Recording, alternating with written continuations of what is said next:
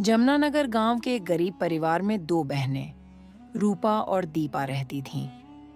दोनों ही शादी की उम्र तक पहुंच चुकी थीं, लेकिन गरीबी के कारण उनके घर कोई रिश्ता नहीं आता था।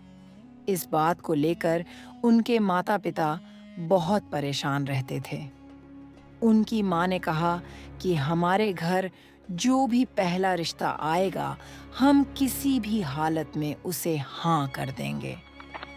गांव वाले रूपा और दीपा को देखकर तरह-तरह की बातें बनाते थे। देखो जी, क्या जमाना आ गया है। इनकी उम्र में तो मेरे 3 बच्चे थे। हमारे घर तो रिश्तों की लाइन लगी रहती थी और इन दोनों बहनों को देख लो, यही बैठी उम्र गुजार रही हैं। लगता है इनकी कुंडली ही भारी है, तभी इनके घर कभी कोई रिश्ता नहीं आया। वरना जहाँ जवान लड़कियां होती हैं, वहाँ तो रोज ही रिश्ते आते हैं। हर रोज रूपा और दीपा को नई-नई बातें सुनने को मिलती। गांव वालों की इन बातों से वे दोनों तंग आ जाती। घर आकर वे अपनी माँ को लोगों की बातें बताती और वह बेचारी भी इन बातों से बहुत परेशान हो जाती। एक दिन परेशान होकर उनकी माँ अपने पति से कहने लगी,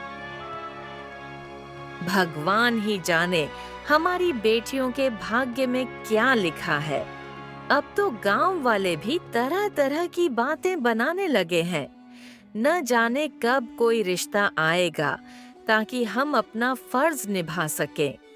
हमारी गरीबी उनकी किस्मत पर असर डाल रही है। मेरा दिल बहुत दुखता है। उधर दूसरी तरफ रूपा दीपा से कहने लगी, दीपा, क्या हम सच में इतनी बदकिस्मत हैं कि हमारे लिए अब तक कोई रिश्ता नहीं आया?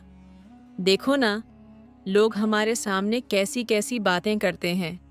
इसमें हमारा क्या कसूर है?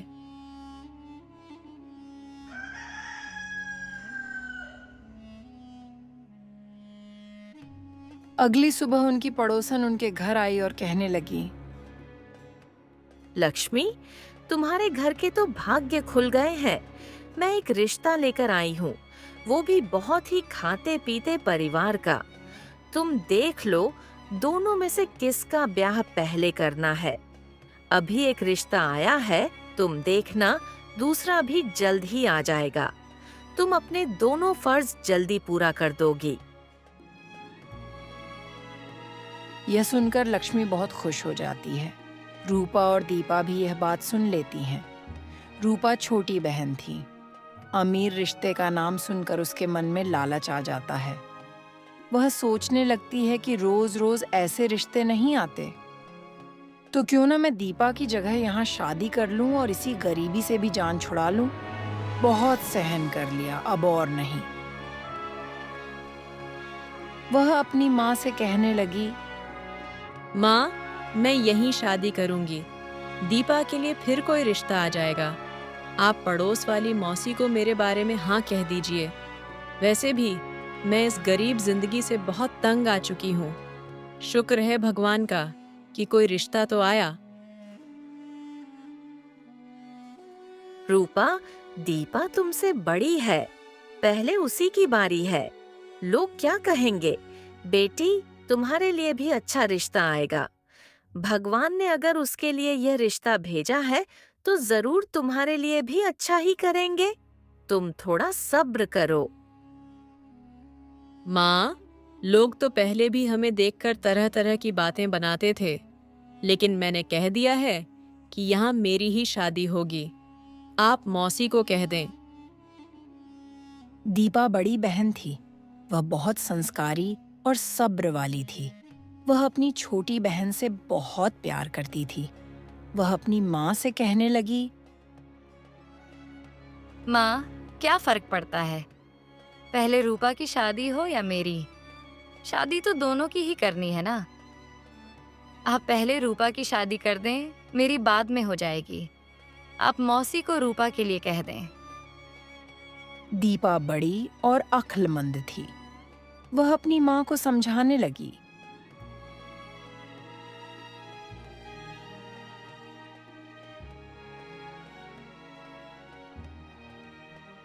कुछ ही दिनों में रूपा की शादी हो गई। वह अपना बड़ा घर और वहां की हर तरह की सुविधाएं देखकर हैरान रह गई। उसे वह सब मिल गया था जिसके बारे में उसने कभी सपने में भी नहीं सोचा था। ऐसी जिंदगी पाने के बाद उसमें बहुत घमंड आ गया था। उधर दूसरी तरफ बेचारी दीपा अपने बूढ़े माता पिता की सेवा करने लगी। वह उनका बहुत ध्यान रखने लगी। एक दिन लक्ष्मी दीपा से कहने लगी, दीपा, तू बहुत सब्र वाली मेरी प्यारी बेटी है। तू देखना, तुझे जीवन में बहुत सारी खुशियां मिलेंगी। तू अपने घर में राज करेगी, राज। वह दीपा को बहुत सी दुआएं देती है। रूपा की शादी को काफी दिन बीत गए थे, लेकिन वह ब्याह के बाद अभी तक माता पिता के घर नहीं आई थी। उसकी माँ और दीपा दोनों को उसकी बहुत चिंता सताने लगी। वे उसे मिलने उसके घर चले जाते हैं।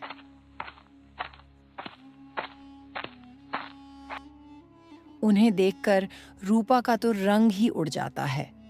वह उनसे कहने लगती है, क्या माँ, आप लोग यहाँ? आपको यहाँ नहीं आना चाहिए था। अब देखो ना, मेरे नौकरों के कपड़े भी आप लोगों से अच्छे हैं। वो सब आपको यहाँ क्या समझेंगे? आप लोग जाइए, मैं किसी दिन खुद आ जाऊंगी। दौलत के घमंड ने तो रूपा को बिल्कुल अंधा कर दिया था।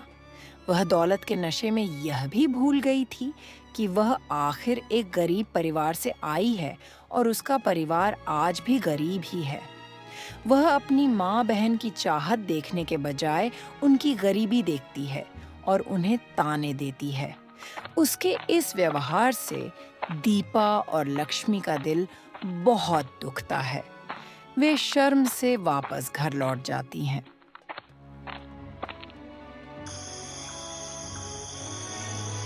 रात को दीपा अकेली बैठी सोचती है, रूपा तो बिल्कुल सेठानी लग रही थी, पर वो कितनी बदल गई है। उसे हमारी जरा सी भी याद नहीं आती और हम उसे कितना याद करते हैं। शायद बड़ा घर है, बड़ी जिम्मेदारियां हैं, इसलिए ही वह व्यस्त रहती होगी, इसलिए हमसे मिलने नहीं आती। अच्छा भगवान, वह जहां भी रहे, खुश रहे। दीपा हमेशा बड़ी बहन होने के नाते कभी भी रूपा से नाराज नहीं होती थी, क्योंकि वह उससे बहुत प्यार करती थी। अगली सुबह उनकी वही साथ वाली पड़ोसन आई और लक्ष्मी से कहने लगी, लक्ष्मी बहन, मैं आज फिर एक रिश्ता लाई हूँ दीपा के लिए। पर वो लोग रूपा के ससुराल वालों की तरह अमीर नहीं, बल्कि गांव के आम से लोग हैं। लड़का किसान है, पर बहुत संस्कारी और मेहनती है। तुम देख लो और सोचकर मुझे जवाब देना। वैसे मैं तो कहती हूँ, भगवान का नाम लेकर हाँ कर दो। क्या पता अपनी दीपा के भाग्य में बहुत सुख लिखे हो। अच्छे से सोच लो लक्ष्मी। लक्ष्मी तो हर माँ की तरह यही चाहती थी कि रूपा की तरह दीपा को भी बड़ा घर और अच्छा कारोबार मिले, ताकि उसने जो गरीबी मायके में देखी है वह उसे आगे न देखनी पड़े। लेकिन भाग्य को भला कौन टाल सकता है। वह सारी रात यही सोचती रही, क्या करे, क्या न करे। काश दीपा को भी रूपा जैसा अच्छा रिश्ता मिलता, पर यह तो भगवान की इच्छा है। मेरी और कन्हैया लाल की जिंदगी का क्या भरोसा कब खत्म हो जाए। हमें समय रहते दीपा को भी उसके घर विदा कर देना चाहिए। न जाने हमारे बाद दीपा का क्या होगा। बाकी वही होगा जो भाग्य में लिखा है। बस भगवान करे दीपा भी हमेशा खुश रहे।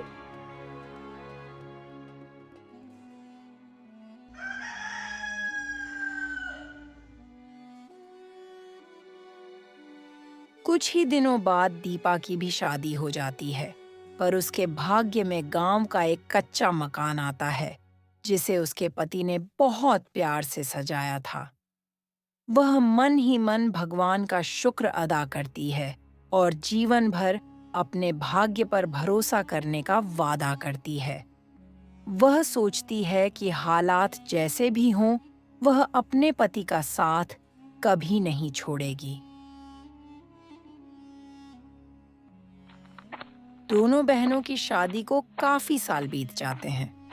दीपा के 2 बच्चे थे, गुड्डू और मुन्नी। वे सभी गरीब जरूर थे, पर बहुत खुश और संतुष्ट थे। भले ही उन्हें केवल 2 वक्त की रोटी मिलती थी, फिर भी वे हमेशा भगवान का शुक्र अदा करते थे। दूसरी तरफ रूपा की अभी तक कोई औलाद नहीं थी, पर उसे इस बात से कोई फर्क नहीं पड़ता था। वह बस दौलत के मजे ले रही थी। उसका दिमाग 7वें आसमान पर था। उसे अपनी गरीब बड़ी बहन की कोई परवाह नहीं थी, बल्कि वह दीपा को अक्सर बातें सुनाती थी। लेकिन दीपा चुपचाप सब सह लेती थी।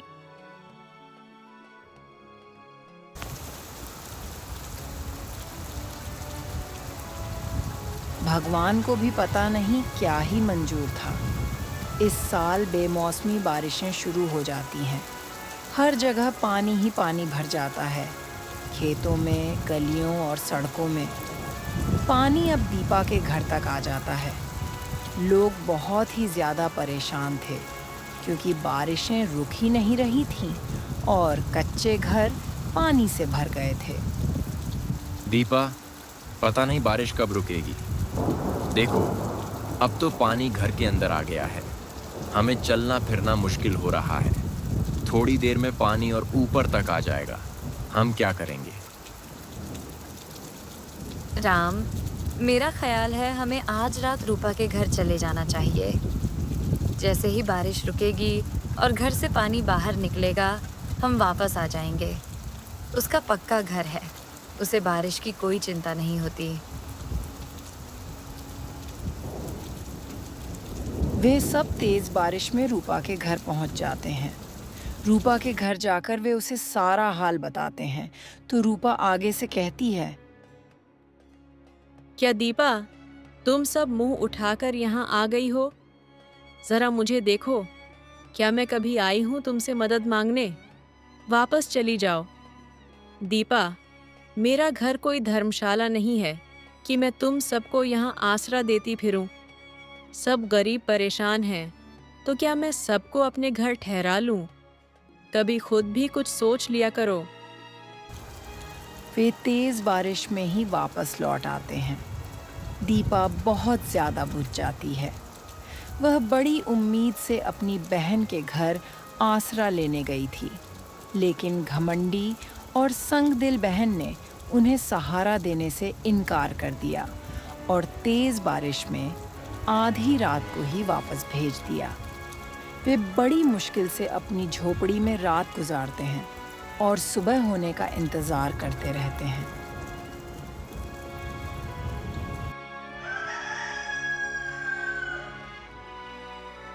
सुबह बारिश तो थम जाती है, लेकिन काफी नुकसान हो चुका होता है। वे सब अपने घर से पानी निकालने लग जाते हैं। शाम तक पूरा दिन लगाकर वे अपने घर को रहने के काबिल बनाते हैं। लेकिन साथ ही दूसरी परेशानी यह थी कि खेतों में बहुत ज्यादा पानी भरा हुआ था, जिसे अब भी निकाला नहीं जा सकता था और न ही वह एकदम सूख सकता था। राम का रोजगार खत्म हो चुका था। घर में भूख और परेशानियों की नौबत आ जाती है। भला कौन माता पिता अपने बच्चों को भूखा देख सकते हैं?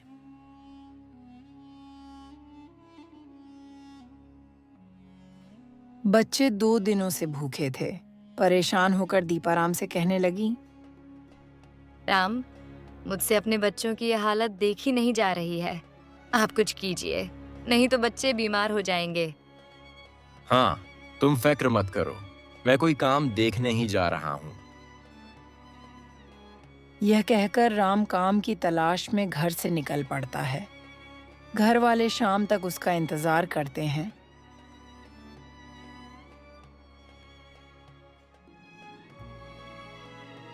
लेकिन वह खाली हाथ लौट आता है। उसे देखकर सब निराश हो जाते हैं। जैसे तैसे रात गुजर जाती है। अगली सुबह दीपा की पड़ोसन उसके पास आती है और कहती है, दीपा, तुम्हें कपड़े सिलाई करना आता है ना? गांव की सेठानी ने बुलवाया है। उसे एक अच्छी दर्जन की जरूरत है जो उसके अच्छे कपड़े सी सके। मेरे साथ चलो, तुम्हें अच्छे पैसे मिलेंगे। इस तरह तुम अपने घर के हालात बेहतर बना लोगी। दीपा को बहुत अच्छे कपड़े सिलाई करने आते थे। वह तुरंत अपनी पड़ोसन के साथ सेठानी के घर जाती है और उससे कपड़े ले आती है। सेठानी उसे साथ में कुछ पैसे भी दे देती है। दीपा बहुत खुश हो जाती है।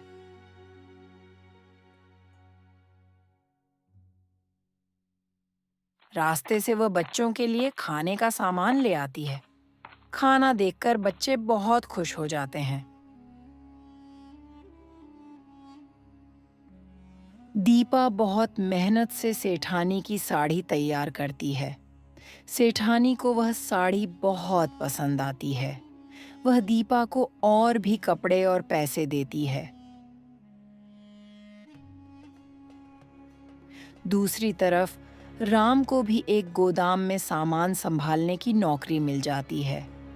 दोनों पति पत्नी दिल लगाकर मेहनत करने लगते हैं। एक दिन दीपा जब सेठानी को कपड़े देने जा रही थी, रास्ते में उसे रूपा मिलती है और बहुत घमंड से कहती है, दीपा, सुना है तुम सेठानियों के कपड़े सिलाई करती हो। मैं भी तो सेठानी हूँ। तुम मेरे भी कपड़े सिल दिया करो। मैं तुम्हें पार्वती से ज्यादा पैसे दूंगी, बस समय पर मेरे कपड़े सी देना। नहीं रूपा, तुम मेरी बहन हो। मैं तुमसे क्यों पैसे लूंगी? तुम कपड़े दे दो, मैं तुम्हें समय पर सिलाई कर दूंगी। दीपा का दिल तो हमेशा रूपा की बातों से टूट जाता था, पर वह यही सोचती कि वह मेरी छोटी बहन है। शायद किसी दिन उसे भी बहन का ख्याल आ जाए और वह बदल जाए, क्योंकि उनके माता पिता को गुजरे काफी समय हो गया था। अब इस दुनिया में एक दूसरे के सिवा उनका और कौन था? दीपा बहुत मेहनत से कपड़ों की सिलाई करती। अब गांव की काफी औरतें उससे कपड़े सिलवाने लगीं। राम भी बहुत मन लगाकर मेहनत करता।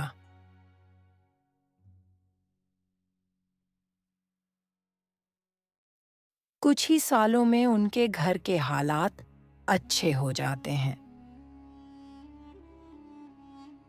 दीपा और उसका परिवार एक खुशहाल जिंदगी जी रहे थे।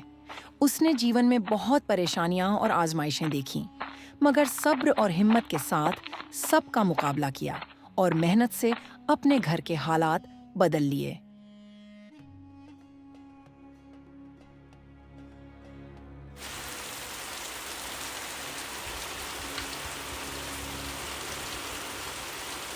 एक रात तेज बारिश में सहमी हुई और दुख से भरी हुई रूपा उसके घर आती है और बहुत रोते हुए अपनी बहन दीपा से कहती है, दीपा, मैं बर्बाद हो गई हूँ।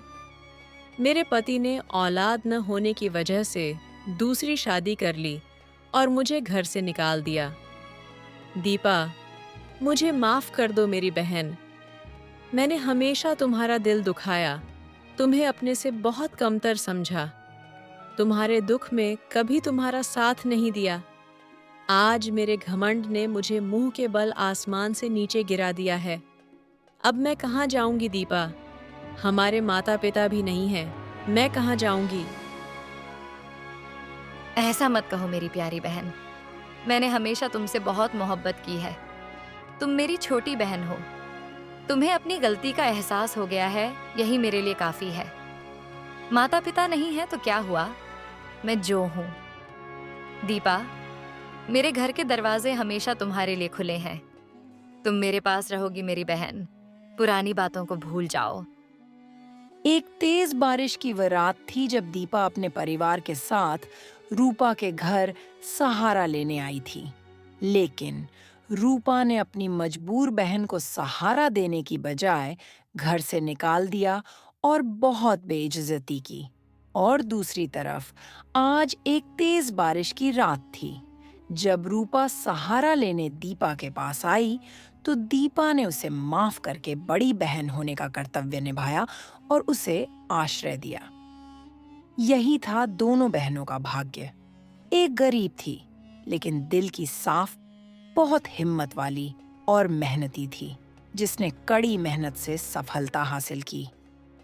दूसरी तरफ एक बहन थी जो बहुत अमीर थी, मगर उसके घमंड ने उसे आज आसमान से नीचे गिरा दिया था। जिसने अपने रिश्तों की कद्र नहीं की, जो पैसों के नशे में डूबी हुई थी, आज खाली हाथ रह गई थी।